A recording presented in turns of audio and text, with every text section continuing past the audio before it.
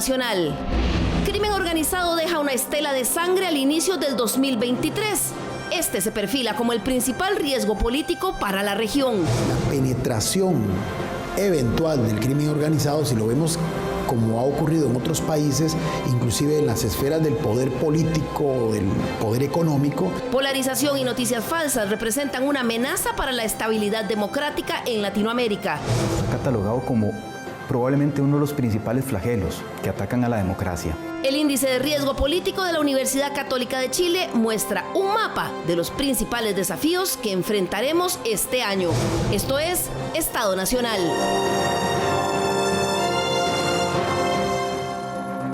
Muy buenos días, bienvenidos nuevamente a Estado Nacional. Muchas gracias por acompañarnos las mañanas de los domingos en este espacio que dedicamos a analizar con un poquito más de tiempo y profundidad algunos de los principales temas de actualidad nacional y regional. El día de hoy vamos a conversar sobre las principales amenazas que se ciernen en el panorama político de la región y del país también para este año 2023. Y para ello vamos a conocer un documento, un reporte que se publicó hace unos días, el Índice de Riesgo Político que publica año a año la Universidad Católica de Chile. Y con nuestro panel de expertos también vamos a ver a nivel local cómo se perfila ese mapa de riesgos políticos y para la democracia también.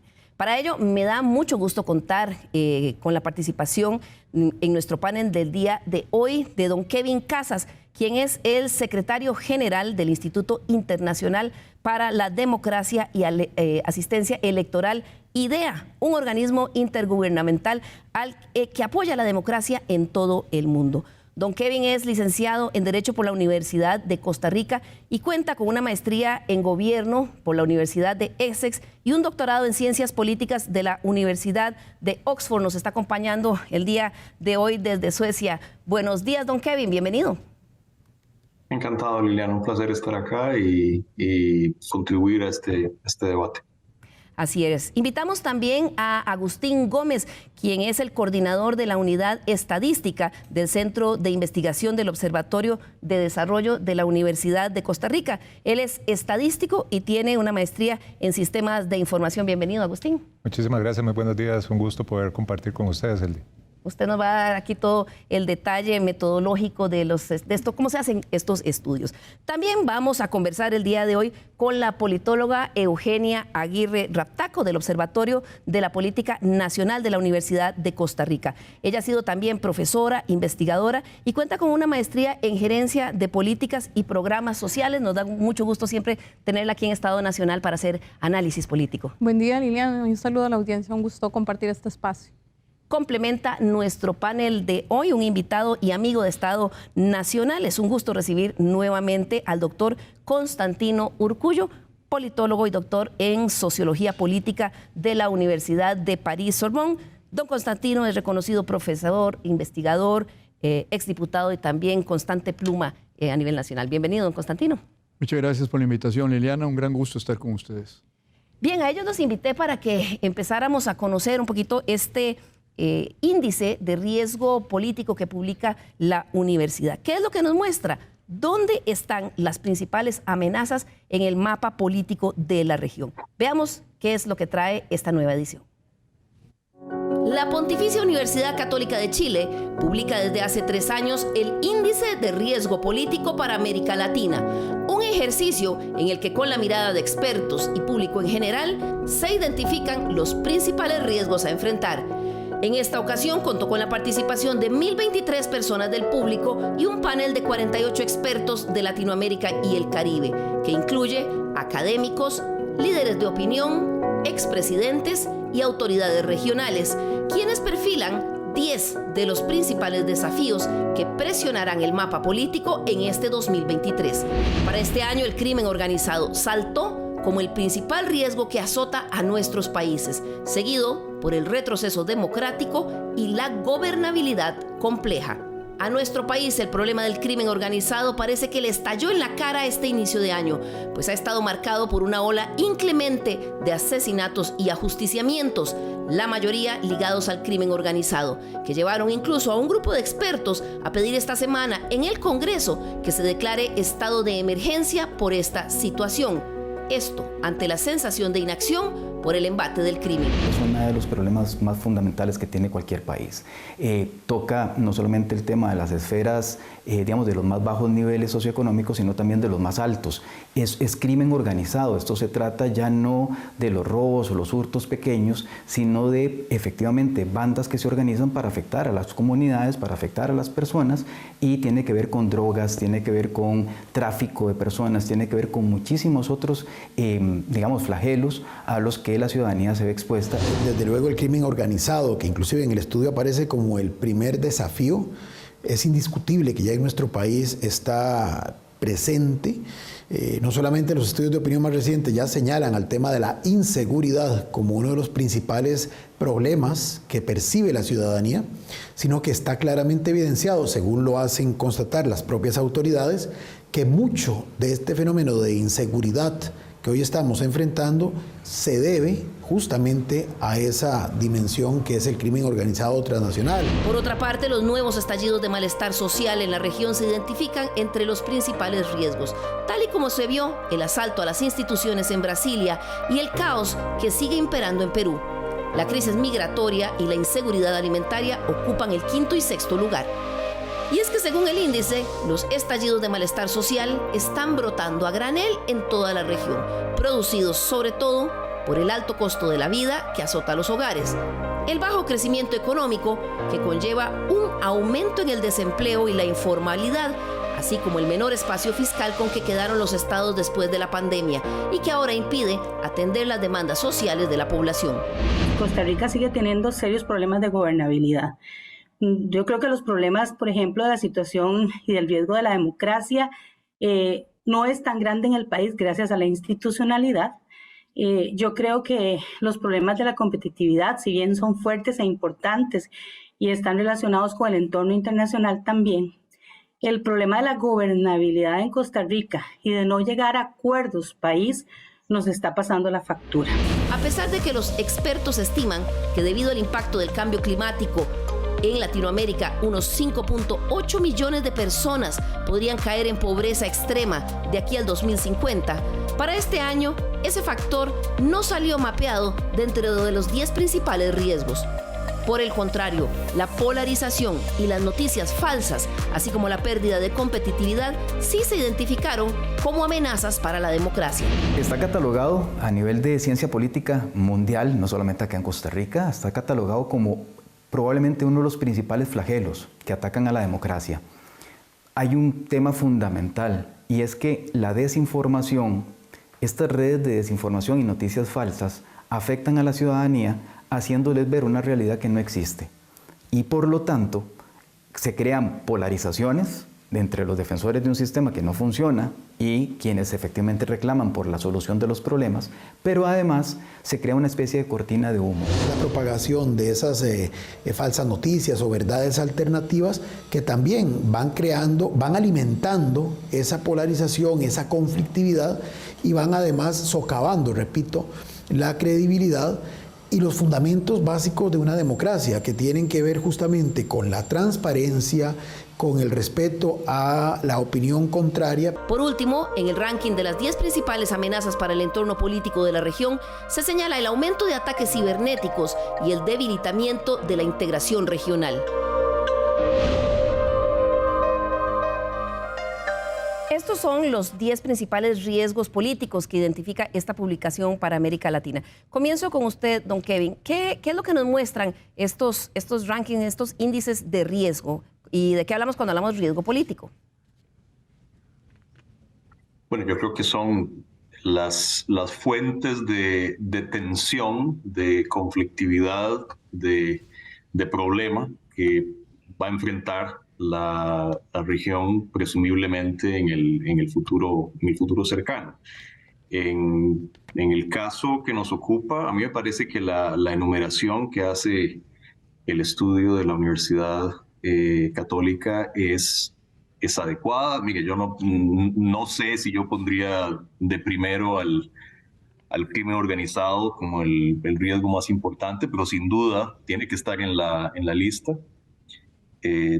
Si usted me pregunta yo creo, y esto está reflejado de diferentes maneras en el estudio, el riesgo más grande que tiene la región, pienso yo, es que tras la pandemia la región no solo no está renegociando sus contratos sociales, sino que más bien se está instalando en un equilibrio muy inestable y muy peligroso.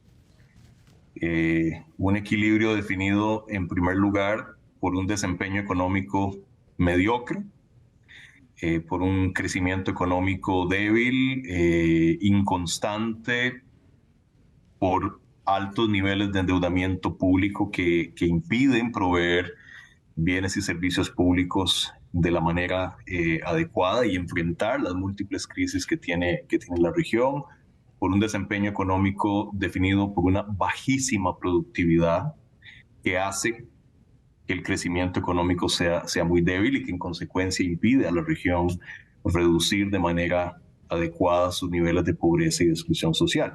Y por otro lado, ese equilibrio está definido por un desempeño político igualmente mediocre, donde hay una crisis aguda de los partidos políticos, donde hay altísimos niveles de corrupción y donde hay una muy baja capacidad de las instituciones para resolver problemas. Y ese equilibrio defectuoso está conduciendo cada vez más a niveles crónicos de descontento social y a una agudización de la conflictividad social. Y en ausencia de partidos políticos robustos, ese descontento lo que lleva es a la proliferación de liderazgos políticos improvisados, mesiánicos, populistas, autoritarios, que ofrecen soluciones simples a problemas complejos. Y ese tipo de proyectos debilitan al Estado de Derecho, los controles sobre el ejercicio del poder y en última instancia la calidad de la democracia, incluida la transparencia de las elecciones. Yo creo que ese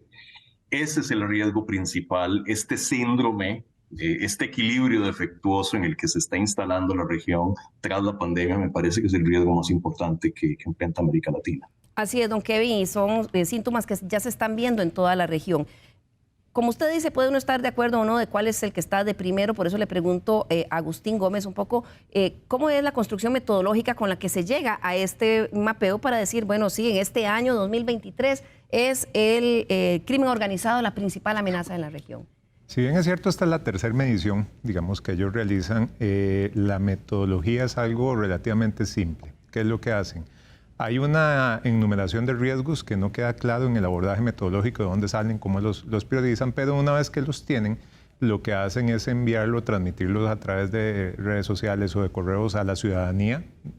No especifica y sí dice que es una muestra no probabilística, eso significa que no representan necesariamente a cada uno de los países de América Latina, sino que hacen como una llamada a llegar a ese proceso y a través de un ordenamiento. ¿Eso qué quiere decir? Me preguntan a Agustín Gómez, yo doy un orden sobre esas prioridades, le preguntan a otra persona, le van preguntando así sucesivamente hasta llegar en esta versión a 1023 personas en la región y hacen una ponderación. Y esa ponderación lo que quiere decir es conforme a la respuesta de cada una de las personas van ordenando cada una de las problemáticas y la acompañan con un criterio experto, en donde el criterio experto le vuelven a preguntar a expresidentes, tomadores de decisión, digamos, personas con criterio en la región, en donde en esta ocasión fueron 48, que según la metodología lo que hicieron fue tomar 24 de Chile y otros 24 de toda América Latina. Y de ahí hacen una segunda priorización y ahí es como llegan a esa metodología.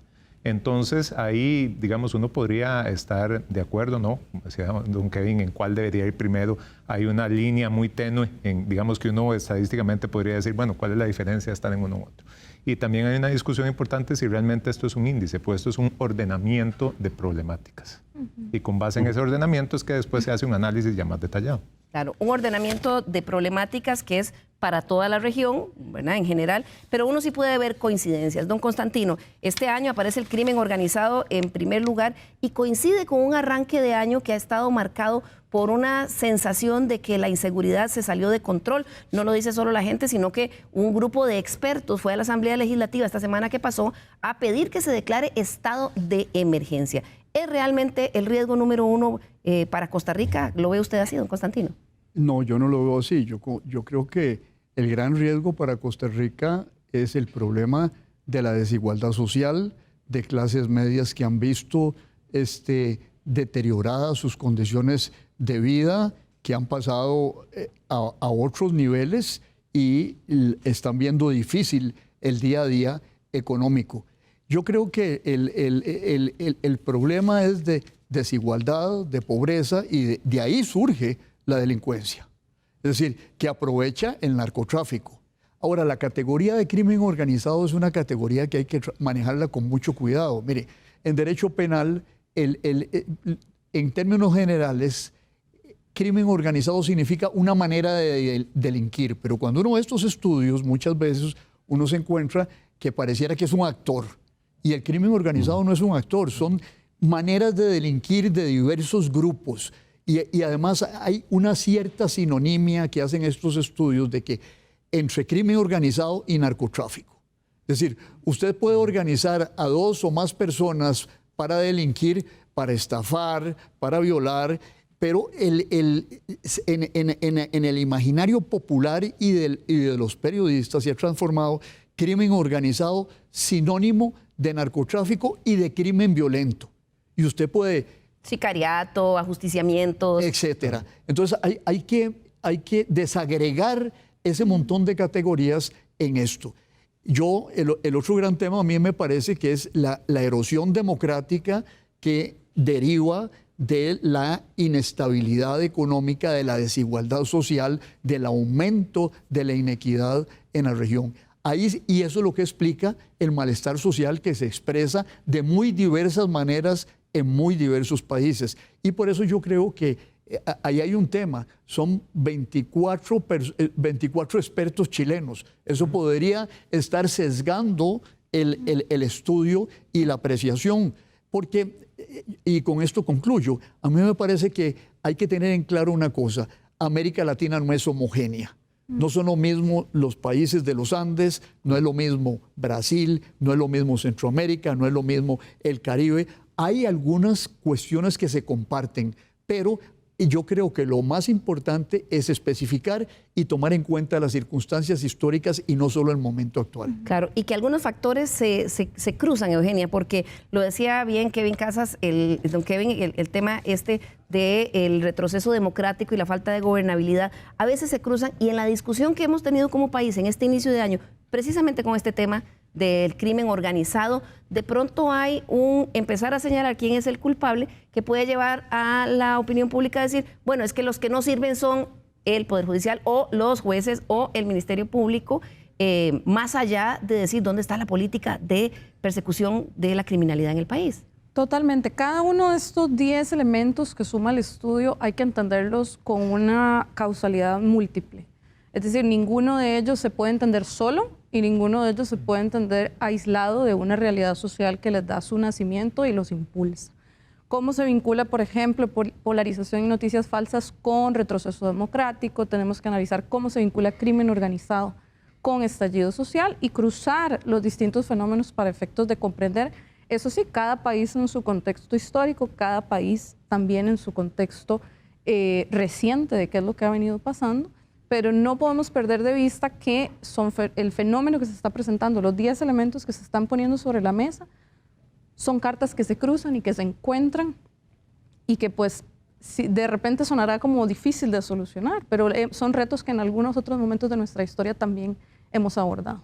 Claro, don Kevin, ¿qué pasa cuando en una discusión como esta, por ejemplo, el crimen organizado, como sociedad de pronto empezamos a socavar a las instituciones que lo atacan como si ese fuera el problema? A ver, mira, a mí lo que más me preocupa del crimen organizado en Costa Rica y en otros países, porque digo, mal que bien con matices, y en eso Constantino tiene toda la razón, que la realidad no es homogénea, y en este tema del crimen organizado en particular, es muy diferente la situación en Centroamérica de la que se vive en el Cono Sur, por múltiples razones, o la que se vive en México con respecto a la que se vive en el resto de la región. Quizá lo que a mí más me preocupa es que sigamos percibiendo al crimen organizado Y en particular, porque aquí yo coincido de nuevo con Constantino en que es un error convertir al término crimen organizado en un sinónimo de narcotráfico, pero es indiscutible que el narcotráfico tiene una gravitación especial en esta discusión. Y a mí lo que me preocupa es que sigamos viendo al narcotráfico como una especie de amenaza externa a la sociedad que tenemos que combatir. El gran problema, me parece a mí, es que el narcotráfico, de ser una amenaza, ha pasado a convertirse en una parte del tejido social en una buena parte de la región, e incluso en Costa Rica. O sea, está siendo normalizado dentro de la vida cotidiana de muchas comunidades. Entonces, la cosa es mucho más complicada que simplemente activar mecanismos coercitivos para combatir el narcotráfico. Yo me temo que la cosa es mucho más compleja. Ahora, indiscutiblemente, las instituciones judiciales y policiales, aquellas instituciones que hacen valer el peso de la ley, tienen un rol central. Y esta es otra de las complejidades de este tema. Hay lugares, lo hemos visto en Centroamérica, lo hemos visto en México, donde el desempeño de las instituciones encargadas de hacer valer el peso de la ley no solo no alcanza para solucionar el problema del crimen organizado, sino que lo agudiza. Son parte del problema. Entonces, realmente se trata de un problema de extraordinaria complejidad que requiere un abordaje múltiple para ser enfrentado, incluido en sus dimensiones políticas, que las hay. Claro, un abordaje múltiple como sociedad, pero también está, y es uno de los riesgos que aparece en este índice de este año, el tema de polarización y noticias falsas, que ahora vamos a hablar de eso en la segunda parte. Pero quería preguntarle a Agustín, porque sí, de pronto al inicio de este año, con este llamado que han hecho algunos expertos de que esto tiene que ser un tema de emergencia nacional, pero ¿qué dicen las estadísticas del arranque del año? ¿Es realmente totalmente atípico el arranque del año en cuanto a temas de criminalidad? Si nosotros analizamos lo que es la información del OIJ en función de los delitos o cómo se ha movido en estos primeros 18, 19 días del año, más o menos se han reportado 1.800. Si lo comparamos con el periodo 2022, eran 2.700. Uno decía, bueno, hay una reducción significativa en lo que podríamos decir hurtos, robos y asaltos. En temas de homicidio, ahí es donde hay un cambio importante. Y ese cambio es de que en estos primeros días tenemos un reporte de 47. El año pasado, para esas mismas fechas, eran 35. Y si analizamos 2022 en su totalidad, el reporte fue 59. Entonces, efectivamente, si hay una aceleración, por lo menos en los datos de lo que se viene, digamos, observando. Hay que ver si va a ser un patrón, si va a ser una tendencia, si es un tema asociado a múltiples factores como se venían observando, si es un tema ya de estallido social o si es un tema que a partir de las investigaciones se están dando cuenta las causas de los homicidios o de las muertes violentas, que es uno de los indicadores que analizan. También es importante mencionar que este primer riesgo se contextualiza con dos grandes indicadores, homicidios y corrupción. Y ese es el análisis que hace el centro, ¿verdad? Entonces, todas las demás, digamos, acompañamientos estadísticos que uno podría dar, lo que vienen es a enriquecerle el contexto nacional, pero también a poner más presión sobre un tema de un crimen organizado que es solamente analizado con dos indicadores que no necesariamente reflejan un constructo tan complejo, ¿verdad? Claro, estallidos, nuevos estallidos sociales es otro de los riesgos que se identifica, don Constantino. Vemos en Latinoamérica situaciones complejísimas como lo que está pasando en Perú, lo que pasó en Brasilia, que tiene más que ver con un tema electoral. Pero en Costa Rica es una amenaza el tema de nuevos estallidos sociales, no se ve en el panorama para el 2023. Mire, es curioso. Tuvimos en los años pasados una gran actividad de movimientos sociales, muy bien documentada por el Programa del Estado de la Nación. Recientemente esa actividad de los movimientos sociales ha bajado. Algunos la atribuyen al hecho de la pandemia. La gente no quiere salir en pelota, para usar la expresión costarricense, y contagiarse. Pero yo creo que hay elementos estructurales en la economía, en el crecimiento de la desigualdad social, que podrían servir de apoyo o explicar nuevas explosiones de malestar social, sobre todo si la inflación se mantiene alta, si la desigualdad se mantiene alta, si el desempleo se mantiene a niveles que no conocíamos. Históricamente, aunque aparentemente se está nivelándose a nivel de la prepandemia, pero de ahí hay gente que todavía ya no sale a buscar empleo y que no están contabilizados en estadística. Entonces, yo creo que hay elementos que podrían explicar el año entrante. Si el año entrante es duro, si la economía norteamericana entra en recesión, nosotros dependemos de esa economía, podríamos experimentar eso. Yo nada más quería hacer una acotación a lo que señalaba Kevin antes. Es importante, la palabra narcotráfico explica todo. Narcotráfico, la droga traficada, ¿hacia dónde? Hacia Estados Unidos y hacia Europa. Y nos hemos centrado en el combate de que eso no llegue a Estados Unidos y que no llegue a Europa. Pero la demanda, ¿a dónde está? ¿Quiénes consumen drogas? Europeos y norteamericanos. Y eso es lo que mueve el asunto. Por eso hay múltiples manifestaciones en Estados Unidos, en América Latina, que lo que señalan muy claramente es que es una guerra fallida. La empezó Richard Nixon hace más de 40 años. Y bueno, se ha intentado parar el flujo y no se logra.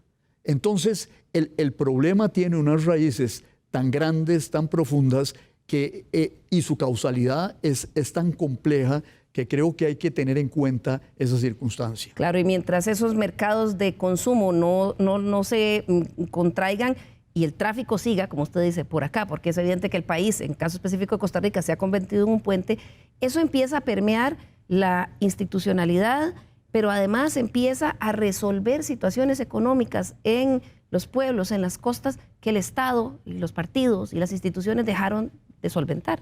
Claro. Mire, mañana hay una conferencia virtual de la generala jefa del Comando Sur de los Estados Unidos, la generala Richardson, y el tema es Forward Defense, defensa avanzada.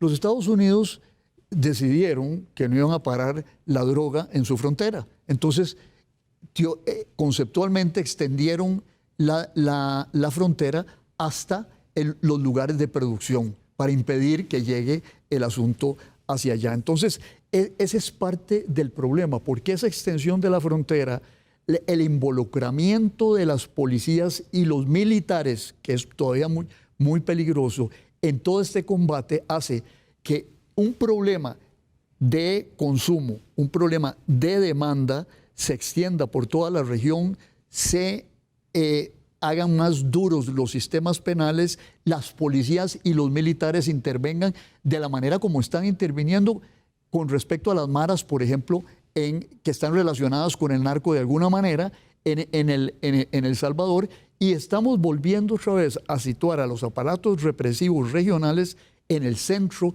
de la vida política. Claro, antes de ir a la primera pausa, Eugenia, quería retomar con vos el tema del caldo de cultivo para nuevos estallidos sociales, porque si bien es cierto, eso se está viendo en toda Latinoamérica, en nuestro país eso no se ve, aquellas manifestaciones que tuvieron las huelgas de maestros, la gente en la calle al final por el tema de la pandemia. ¿Ese caldo de cultivo no se ve para este 2023? Bueno, el caldo de cultivo puede estar, sin embargo, las manifestaciones todavía no las hemos visto. Acá hay varios elementos a lo largo de este año que van a ser de relevancia y que pueden ser importantes. Primero, como lo manifestaba el profesor Urcullo, el tema del costo de la vida, pero a esto hay que sumar que próximamente, en términos de sector público, va a entrar a regir la nueva ley de empleo público, la nueva forma en que el funcionariado público va a haber afectado sus salarios y sus derechos, y en consecuencia hay una potencial amenaza ahí con lo que son sindicatos y otras formas de organización. Asimismo, hay un frente sindical organizado respecto a las afirmaciones que se han hecho sobre la situación de la Caja Costarricense del Seguro Social. Es decir, el caldo de cultivo de repente todavía le faltan manifestaciones más robustas, pero que hay elementos que pueden sumar a un estallido social, por supuesto que los hay, y sobre todo pensando en la supervivencia de la gente, el hambre, los precios y otra serie de factores que hacen que la gente se sienta separada de la lógica de la convivencia pacífica y democrática porque no puede resolver sus necesidades más básicas y encuentra en las calles un espacio para manifestarse. Claro, vamos a hacer aquí nuestra primera pausa comercial y al regresar vamos a ver cómo se perfilan todos estos riesgos políticos en medio de la situación económica que se espera para este 2023. Ya regresamos.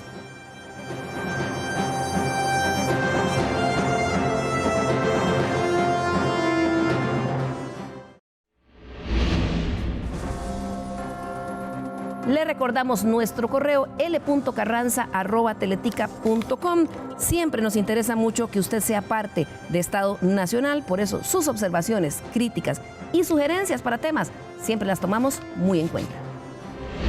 La semana pasada en Estado Nacional analizamos un informe de don Eduardo Lizano donde nos expone los principales retos del país de cara al 2050. Nuestros televidentes nos hicieron llegar sus opiniones y sugerencias de temas. Veamos. Pablo Enrique Carrillo nos sugirió: me gustaría un programa en el que conversen sobre la nueva ley de compras públicas, según la nueva ley 9986. Julio Cabezas agregó: quisiera que me comparta el documento de don Eduardo Lizano, de su programa del 15 de enero, muy bueno. Gustavo Villavicencio expresó: muy interesante la visión de don Eduardo Lizano. Algo que me preocupa es que en Costa Rica no se pueden explotar recursos naturales. Entonces, ¿de dónde se va a crear producción? La doctora Gloria Cárdenas expresó: en su programa donde don Eduardo Lizano presentó la iniciativa, pero hay que incluir a los jóvenes y a todos los sectores en la conversación, en la discusión. Carlos Aragón añadió: sobre el programa de don Eduardo, qué gran gusto disfrutar tanto conocimiento. Valoré mucho el cierre de la señora Saborío. Superó los 60 años y que la juventud tiene que involucrarse es vital.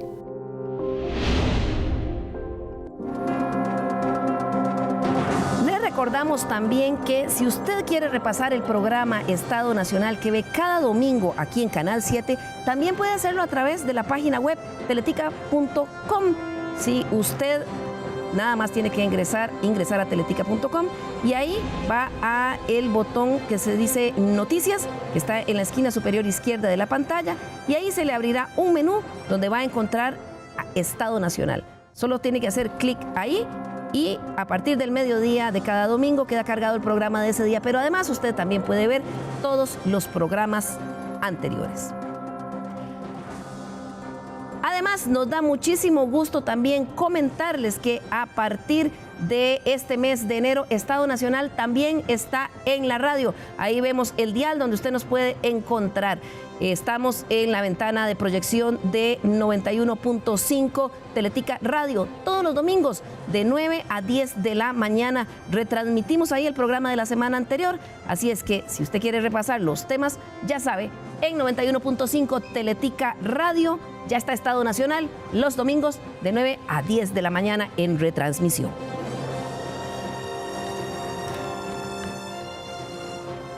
Gracias por continuar con nosotros hoy que estamos analizando los principales riesgos políticos y democráticos para la región y para nuestro país. Por eso el día de hoy nos dio mucho gusto invitar a don Kevin Casas, quien es el secretario general del Instituto Internacional para la Democracia y Asistencia Electoral. Don Kevin, tal vez para que nuestros televidentes estén un poquito en contexto, ¿qué es IDEA, este instituto del cual usted es secretario general, y qué es lo que hacen?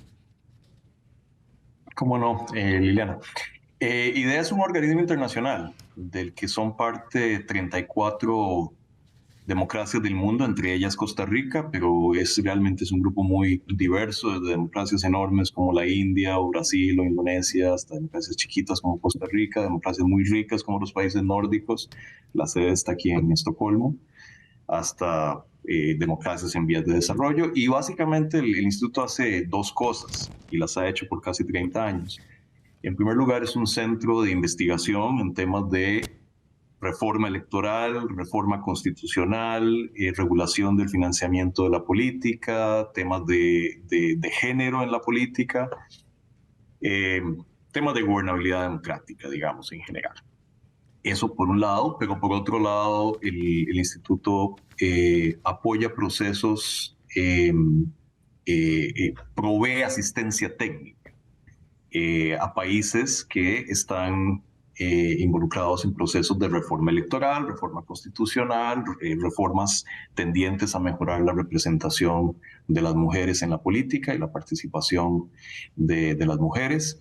Ese tipo de cosas. Y en esa condición estamos trabajando en, no sé, entre 60 70 países en todo el mundo. Eso es lo que hace IDEA, y como le digo, Costa Rica es uno de los estados miembros fundadores incluso. Claro, observando y analizando qué pasa. Y precisamente en este índice del que estábamos hablando de la Universidad Católica, el retroceso democrático y la gobernabilidad compleja, así como la polarización, se identifican como una de las principales amenazas. Y yo quería preguntarle con esa visión que tiene usted general, ¿cómo están viendo al país? Porque vi que esta semana decía usted a un medio aquí en Costa Rica, la factura que nos está pasando, la disfuncionalidad de nuestro sistema político, se mide en la reducción del apoyo a nuestras instituciones democráticas. ¿Está viviendo Costa Rica una reducción al apoyo de sus instituciones democráticas desde su perspectiva? Incuestionablemente, y no porque lo diga yo, eso está en los registros de las encuestas regionales. Si usted ve los datos de Latinobarómetro, que es una de las fuentes más importantes que hay en términos de las actitudes políticas en toda la región, los síntomas son clarísimos. Mire, si usted toma los datos de las encuestas de Latinobarómetro de hace, digamos, una década y media y los compara con los últimos datos de Latinobarómetro, en el caso de Costa Rica, cuando se mide el nivel de apoyo el nivel de apoyo a la democracia, cuando se mide la satisfacción con la democracia, cuando se mide el nivel de confianza que suscita el Poder Ejecutivo, el nivel de confianza del que está dotado el Poder Legislativo, el nivel de confianza del que está dotado el Poder Judicial, en todos los casos hay una reducción de entre 10 y 15 puntos en década y media. Entonces, realmente hay un proceso en el cual Costa Rica, que en todos esos datos estaba hasta hace década y media, digamos, ahí arriba junto con Uruguay, en términos de sus niveles de apoyo a la democracia y en términos del nivel de confianza del que estaban dotadas las instituciones, Costa Rica ha revertido a la norma latinoamericana.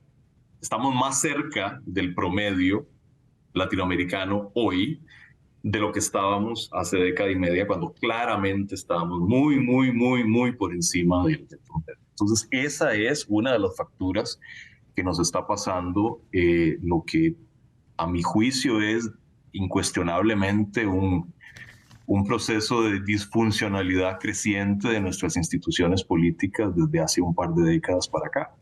Agustín, y las causas de eso son muy complejas. Sí, otro día podemos conversar. Y son múltiples. Agustín, ustedes en el Observatorio del Desarrollo también están viendo esta preocupante tendencia. Sí, de hecho, digamos, si uno analiza los datos, no solo de las encuestas nacionales que se hacen sobre apoyo a las instituciones, sino también en la valoración que se da dentro del índice, y lo mencionaba ahora Kevin, Uruguay en el índice de satisfacción a la democracia tiene una nota de un 82, Costa Rica anda en una nota de la última medición de un 52. 52.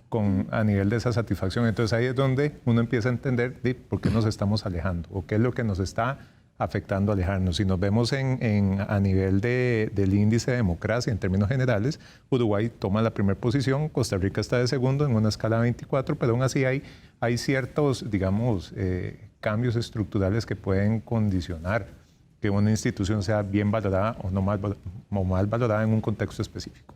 Digamos, casos de corrupción, volvemos al tema, o escándalos que estén asociados, o la pérdida de la credibilidad, digamos, en la institucionalidad como tal. Nosotros, por ejemplo, en el Tribunal Supremo de Elecciones, no tenemos duda alguna de sus procesos. En el Instituto de Estadísticas y Censos, no tenemos duda en sus procesos, pero en otros países son entes cuestionados, son procesos que han sido cuestionados. Vemos el caso de Brasil, digamos, y también lo hace alusión en el informe, en donde no confían en eso, ¿verdad? Me contaba usted que en el caso de El Salvador, por ejemplo, el Instituto de Estadísticas se debilitó. De hecho, se disolvió. Bukele en junio del 2022 envió una reforma al Congreso como tal, diciendo se disuelve el Instituto de Estadísticas y Censos o la Dirección de Estadísticas y Censos de El Salvador y es asumida por el Banco Central, ¿verdad? Entonces ahí uno también empieza a cuestionar esos procesos de debilitamiento, a eso asociado también a un discurso en donde es un discurso ya, digamos, autoritario de cuestionar la estadística oficial, ¿verdad? Entonces ya cuando uno llega a hacer eso en el imaginario del ciudadano, empiezan a generar esas percepciones, bueno, es que no sirve, es que está debilitado, es que es corrupto, ¿verdad? Cosa que, como mencionaba don Kevin, en las estadísticas del Latinobarómetro se ven ciertas tendencias decrecientes, por lo menos en Costa Rica y en la región también. Claro.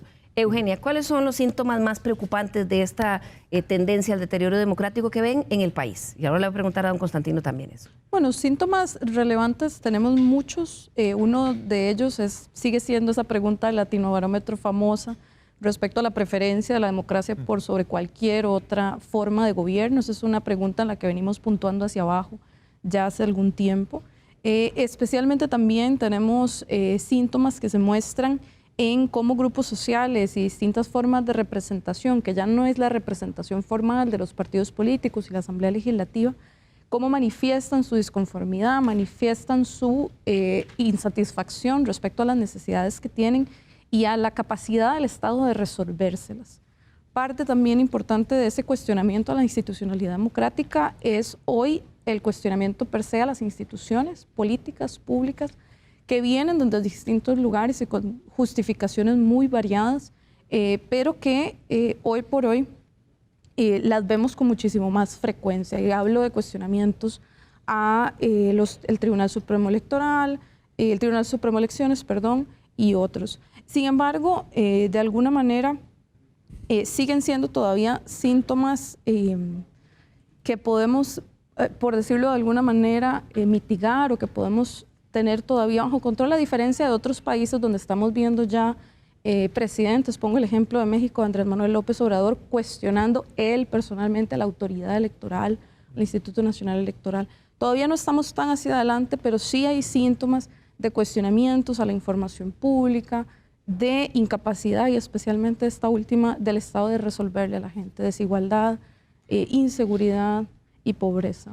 Don Constantino. Bueno, Liliana, yo creo que el gran tema aquí con la democracia es, primero, la crisis del concepto de democracia y de la práctica de la democracia es una crisis en cierto sentido universal y que se extiende a todos los modelos democráticos. Bueno, ¿cuándo hubiera usted imaginado un asalto al Capitolio por parte de una turba en los Estados Unidos? Ni en una película, ¿verdad? Era inverosímil. Sí, eso era inverosímil. ¿Qué hubiera usted imaginado, por ejemplo, en Francia, que se derrumbara el sistema de partidos entre izquierda y derecha y surgiera el presidente Macron con una formación nueva? Esto está en relación, y bueno, en Costa Rica lo vimos la vez pasada, bueno, surge un partido de la nada con un candidato que viene de afuera. Y ese fenómeno se repite. ¿Y se repite por qué? Porque lo que sucede es que el carácter de la democracia representativa no es suficiente. No es suficiente, porque habíamos vivido nada más en la democracia como el momento electoral entre una elección y la otra elección. ¿Y qué pasaba en el periodo interelectoral? Entonces hay que complejizar el tema de la comprensión de la democracia. Y la democracia no son solo elecciones. Y fíjese usted que yo tengo aquí casualmente una publicación de IDEA, que es el informe global sobre la democracia. Y entonces lo define no solo por las elecciones. Habla IDEA de sufragio inclusivo, partidos políticos, 3 más, pero también habla de acceso a la justicia, de libertades civiles, de derechos fundamentales, de contrapesos al gobierno, integridad de los medios, independencia judicial, habla de democracia local, de democracia directa. Entonces, cuando se hace el juicio, y cito unos pocos, cuando se hace el juicio sobre qué es la democracia y por qué está cayendo, hay que analizar todas estas variables para entender por qué se ha deteriorado la democracia. Y es que, ¿qué es lo que sucede? Y con esto concluyo. Entre un periodo electoral y otro periodo electoral, en ese periodo interelectoral la gente sigue preocupándose por la política de diversas maneras. Ahí entran las redes, entran los medios alternativos. Entonces ya aquella cuestión de que democracia es una elección justa y libre cada 4 años, se acabó. Depende. Depende. Depende. Y de ese depende, don Kevin, uno de los factores que se está señalando también es el de las noticias falsas y polarización. El país cerró el año pasado, inició este año en medio de una discusión de la identificación de troles, al parecer pagados, financiados o caritativamente apoyados por algunos funcionarios públicos, y también se dio la discusión de muchos que dicen, eso no es un tema importante. Costa Rica no debería estar hablando de eso, los diputados no deberían estar hablando de eso. ¿Por qué las noticias falsas y la polarización sí son una amenaza para la democracia? Bueno, yo creo que el tema de las noticias falsas tiene un impacto directo en los niveles de polarización en prácticamente todos lados. Lo estamos viendo de manera muy visible en el caso de Estados Unidos y lo acabamos de ver en el caso de Brasil. Miren, el caso de Brasil es muy notable, verdaderamente, porque imagínese usted, yo estuve en Brasil para la primera ronda electoral. Y estuve ahí en la autoridad electoral, mira, y nos hicieron una explicación, Liliana y colegas, a prueba de balas, de todas las medidas de seguridad que rodean el sistema electoral brasileño, que realmente es muy impresionante, debo decir. O sea, realmente es una cosa que los brasileños han hecho bien. Todas las pruebas de transparencia a las que están sometidos, todas las auditorías ciudadanas, todos los controles cruzados. Mira, es una cosa realmente muy impresionante. O sea, el sistema electoral brasileño está blindado contra cualquier posibilidad de fraude. Y sin embargo, hay como resultado de una campaña deliberada de diseminar falsedades, de diseminar rumores, hay un 40% de la población hoy en Brasil que está convencida de que el presidente Lula no ganó la elección en una forma legítima. Entonces, bueno, ese es el efecto. Imagínese el daño que le hace a la democracia que una percepción como esa se asiente, aunque esté desprovista de ninguna evidencia, como en el caso de Brasil. O como en el caso de Costa Rica. Mire, si usted ve las encuestas nuestras, hay, no sé, es más bajo, evidentemente, pero hay un 25% de la población en Costa Rica que no confía en el Tribunal Supremo de Elecciones por ninguna razón en particular, sin que haya evidencia alguna de irregularidad.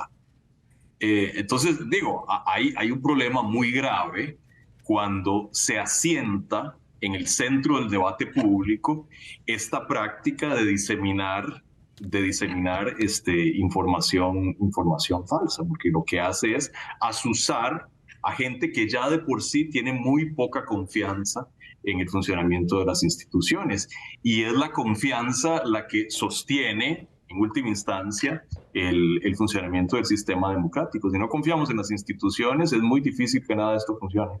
Y el problema de esto, Agustín, es que cuando, con la facilidad con que se diseminan las noticias falsas, ¿verdad? Y dependiendo de quién, si el que las está diseminando se identifica como un líder de opinión de ciertos grupos, se establecen en la mente de la gente ideas como verdades absolutas, incluso en contra de la evidencia estadística, de la evidencia científica. Yo veía esta semana, ante la decisión que tomó muy transparente y abiertamente la viróloga, la doctora Corrales, de no pertenecer a la comisión consultiva, dando sus razones, y dice, no se está respetando un criterio técnico, la cantidad de ataques en donde ya se estableció una idea que no tiene ningún fundamento, pero que es una persona a favor de coartar las libertades.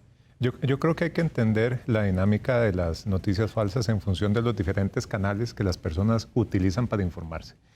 Un estudio de Digital Global dice que más o menos en México y en la región se consumen 10 horas al día en Internet, ¿verdad? Promedio. Si analizamos que el 70% bajo eso lo que hace es buscar información, bueno, ¿qué tipo de información es la que están buscando? También hay un reto sobre comunicar información científica, y es un reto que las universidades han asumido, de comunicarla de una forma transparente, oportuna, entendible, que cualquier ciudadano, digamos, pueda entender una nota y no digan, bueno, eso no es para mí porque eso es para un grupo específico, ¿verdad?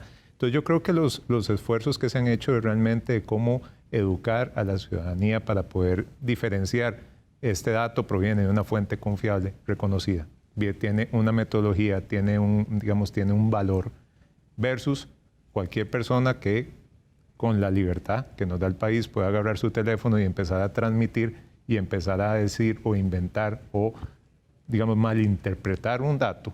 Ahí es donde empieza, digamos, la lucha de cómo asesorar a estas nuevas generaciones, a las actuales, a las futuras, en tener canales formales. Creo que existen, creo que tal vez son muy poco divulgados, creo que tal vez el uso, digamos, no se está enseñando, y aprovecho el tema para traer a colación el apagón educativo, no se aprovechó esos 2, 3 años en donde la tecnología era el aliado para realmente educar de una forma en la cual el ciudadano puede decir si es que proviene de tal dato y no debería tan siquiera cuestionarme, ¿verdad? Sino que lo utilizan, no, es un dato que es manipulado, es un dato que, digamos, no tiene una robustez. Y cuando hay personas con altos grados académicos a nivel doctorado diciendo, transmitiendo o evidenciando su malestar ante una toma de una decisión política no sustentada en evidencia científica, uno también empieza a cuestionar, bueno, entonces, ¿para dónde es que vamos con este tema, verdad? Claro, don Constantino, y es que si lo vemos en contexto, si este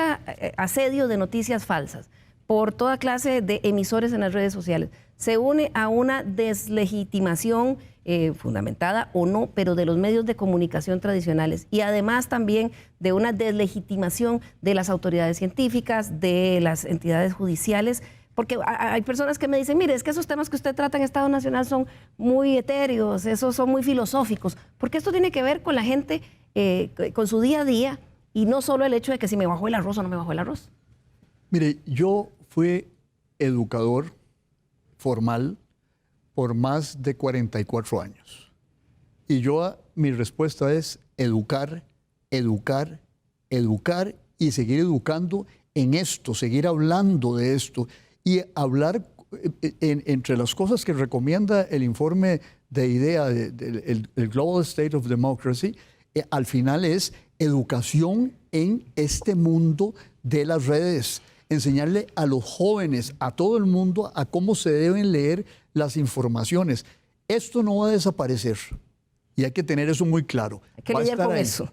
Y los medios formales se tienen que acostumbrar a algo que no estaban acostumbrados, y era que eran cuestionados cotidianamente, van a seguir siendo cuestionados cotidianamente. Pero hay que reivindicar, hay que empezar con los chicos desde pequeños, a decirles, mire, usted tiene que saber a dónde busca la información, tiene que entender a dónde está la información que es verificable, a dónde está la información que es veraz.